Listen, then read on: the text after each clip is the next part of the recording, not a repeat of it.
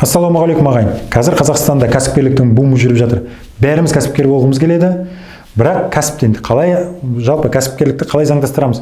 Кейбір адамдар кәдімгі кәсіпкерлікке қарамайды, құжаттарды дайындамайды, жұмысты бастап кетіп жатады. Бірақ кәсіпкерлікті сауатты бастаған дұрыс. Заңды өзінің тәртібін сақтаған жөн.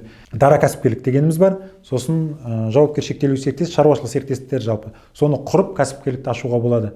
Қайсысы қалай тиімді? Егер дара кәсіпкер болатын болсаңыз, ол былайша айтқанда сіз бухгалтерия еш нәрсені жүргізбейсіз. Отчетыңыз, есептер тапсырған кезде оңай болады деп қарауға болады, бірақ жауапкершілігі шектеулі серіктестікте ондай проблема жоқ. Мен өзім жауапкершілігі шектеулі серіктестік ТО-ларды құруға кеңес беремін. Неге? Себебі сіз дара кәсіпкер болған кезде бүкіл мүлігіңізбен жауап бересіз, әлдеқандай міндеттемелер бойынша. Ал жауапкершілігі шектеулі серіктестікте ата айтып тұрғандай ТО-да сіздің жауапкершілігіңіз шектелген. Яғни оның құрылтайшысы ТО-ның міндеттемелері бойынша жауап бермейді.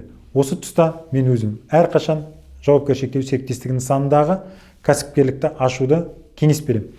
Енді біздің компания жауапкершілігі шектеулі серіктестіктерді құрумен кәсіби түрде айналысамыз, құрамыз, таратамыз, қайта тіркейміз, осының барлығын істейміз. Заңды тұлғалар қай кезде тіркеледі? Олардың атауы өзгергенде, құрамы өзгергенде. Құрамы дегеніміз ол кімдер? Құрылтайшылар, қатысушылар. Осының барлығын біз істей аламыз. Жарғылар, шешімдер, хаттамалар, бұйрықтар, сіздерге құрылтай шарттары бар. Осының барлығын дайындап береміз. Тіпті мөрге дейін дайындап бере аламыз. Хабарласыңыздар. Егер де біз онлайн форматта да сіздерге қызмет көрсетеміз. Егер сіз компания ашып қойдыңыз, бірақ құрылтай құжаттарыңыз жоқ, сізге жарғы керек, шешім керек, хабарласыңыз, біз сізге бәрін дайындап береміз. Төмендегі WhatsApp-қа жазыңыздар, қолдан келгенше Алла қалауымен сіздерге көмектесеміз. Бизнесті аша берейік, кәсіпкер болайық, бірақ барлығын сауатты адамнан бастаған дұрыс ағайын.